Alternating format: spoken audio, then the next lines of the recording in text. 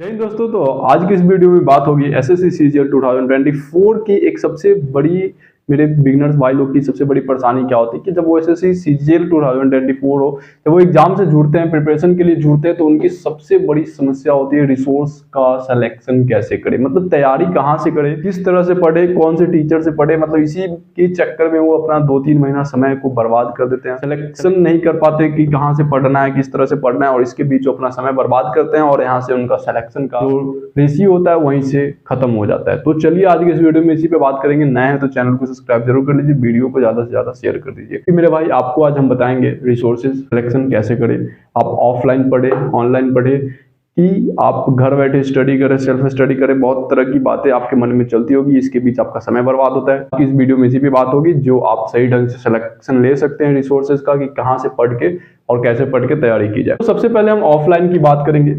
इसी ऑफलाइन के चक्कर में जो होते हैं अक्सर स्टूडेंट जो क्या करते हैं, मतलब उनको लगता है कि क्या ऑनलाइन हम पढ़ रहे हैं तो मेरा सिलेक्शन नहीं होगा, जो ऑफलाइन पढ़ रहे हैं उन्हीं का सिलेक्शन होगा। तो ऐसा आपका अगर दिमाग में आता है तो इस चीज को दिमाग से निकाल दीजिए, क्योंकि ऑफलाइन वाला जमाना जो था आज से 5 साल 10 साल पहले था, जो सिर्फ एक ही ऑप्शन होता था कि ऑफलाइन स्टडी करना है। तो यहाँ से इस चीज को दिमाग में निकालना है कि सिर्फ ऑफलाइन ही पढ़ के सिलेक्शन हो सकता है। यहाँ से ऑनलाइन भी स्टडी करेंगे तो सिलेक्शन हो सकता है। ठीक है, तो सबसे बड़ी इंपॉर्टेंट चीज है कि यहाँ पे ऑफलाइन वाले जो सोच रहे हैं, जितने भी कि अगर बिगिनर से स्टूडेंट है जो सोच रहे हैं कि ऑफलाइन ही पढ़ना हो, तो ऐसा चीज नहीं है। आप ऑनलाइन भी पढ़िए, आपका सिलेक्शन 100% तय है। ठीक है, तो यहाँ से आप ऑनलाइन भी पढ़ सकते हैं, ऑफलाइन भी पढ़ सकते हैं, आपके पास ऑप्शंस हैं दोनों। अब है कि आप ऑनलाइन भी स्टडी करेंगे तो आपका सिलेक्शन हो सकता है। तो बात आती है यहाँ पे ऑनलाइन स्टडी करने के दौरान किन किन बातों को ध्यान में रखना चाहिए, क्योंकि ऑनलाइन आपके पास बहुत सारे ऑप्शंस होते हैं, आपके पास मल्टीपल टीचर्स होते हैं, जिसको देखकर आप बहुत ज्यादा कंफ्यूज होते हैं, बहुत ज्यादा समय बर्बाद करते हैं।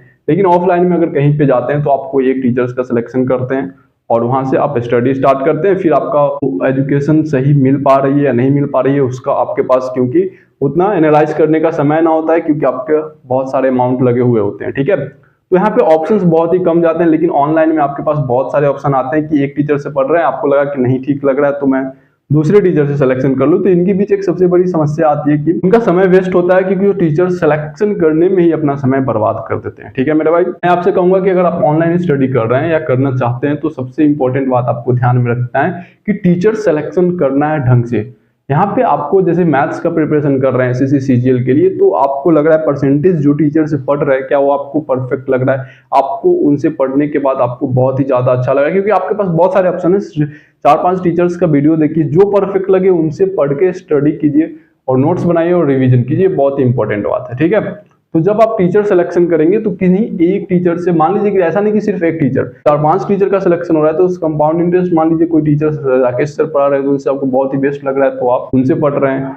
आप मान लीजिए कि आदित्य रंजन सर से पढ़ रहे हैं तो उनका कुछ वीडियोस जैसे ट्रिग्नोमेट्री वगैरह आप पढ़ के उनसे ज्यादा बेटर लगा है, तो ऐसे करके आप अपना सिलेबस कंप्लीट कर सकते हैं। लेकिन ऐसा नहीं कि आपको भटकते रहना है, कभी इनसे कभी उनसे कभी इनसे। मतलब हजारों टीचर्स, हजारों प्लेटफॉर्म मिल जाएंगे आपको, लेकिन वैसे करने से आपका समय बर्बाद होगा। इसलिए टीचर का सिलेक्शन करना है तो 4-5 टीचर का सिलेक्शन कीजिए, जहां से आपको प्रॉपर डिटेल वीडियो मिल जाए, आपको पूरा का पूरा कंप्लीट वीडियो मिल जाए, टॉपिक्स कंप्लीट हो जाए। तो इससे क्या बेनिफिट होगा कि आप अपना नोट्स बनाएंगे, रिवीजन करेंगे और प्रैक्टिस करेंगे, और यहाँ से आपका सही ढंग से प्रिपरेशन हो पाएगी। ऑनलाइन में ये बातें बहुत ही ज्यादा इंपॉर्टेंट होती है, इन बातों को ध्यान रखना पड़ता है। ठीक है, ऐसा नहीं कि आप भटकते रहो तो फिर आपका समय भी बर्बाद हुआ और आपका उसी समय आपको लगेगा कि आपका सिलेक्शन से बहुत ही पीछे हट रहे हैं। तो इन बातों को ध्यान में रखना है। ठीक है, तो टीचर सिलेक्शन ढंग से करना है। उसके बाद आता है उनका एनालाइज करें। ठीक है, जब आप पढ़ रहे होते हैं तो अगर आप मॉक टेस्ट लगाते हैं तो क्या आपका प्रिपरेशन किस लेवल पे पहुंचा है, ये चीज आपके लिए बहुत ही ज्यादा इंपॉर्टेंट होती है जानना। तो जब आप स्टडी के दौरान आप खुद का एनालाइज करें, जो आप पढ़े आपके लिए बेनिफिट है। आप प्रीवियस ईयर क्वेश्चन देखें, प्रीवियस ईयर क्वेश्चन लगाएं, हाँ इतना क्वेश्चन करने के बाद मेरा सही ढंग से प्रिपरेशन हो पाया है,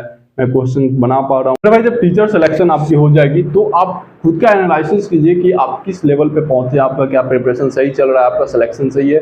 तो ये सब बातें इंपॉर्टेंट होती है जब आप ऑनलाइन स्टडी करते हैं। और अगर अक्सर आपके दिमाग में चलता है कि मैं ऑनलाइन से नहीं पढ़ सकता हूँ, मुझे मतलब बहुत सारे डाउट्स रहते हैं, तो ऐसा नहीं है, आप ऑनलाइन से सिलेक्शन ले सकते हैं, आप घर बैठे स्टडी कर सकते हैं, क्योंकि अब जमाना बदल चुका है मेरे भाई। पहले ऑप्शंस होते थे सिर्फ ऑफलाइन, लेकिन आपके पास अब बहुत सारे ऑप्शन है, इसलिए यूट्यूब से भी पढ़ के आप सिलेक्शन ले सकते हैं। इसलिए मेरे भाई बस आपका डेडिकेशन होना चाहिए, आपका कंसिस्टेंसी होना चाहिए कि आपके लिए इंपॉर्टेंट होती है। और इस तरह से आप एसएससी का कोई भी एग्जाम हो, गवर्नमेंट का कोई भी एग्जाम जो आप निकाल सकते हैं मेरे भाई। तो इस वीडियो को ज्यादा से ज्यादा शेयर कीजिए, क्योंकि बहुत ही ज्यादा इंपॉर्टेंट वीडियो है। तो मिलते हैं नेक्स्ट वीडियो में, आज के लिए इतना ही। जय हिंद, नमस्कार।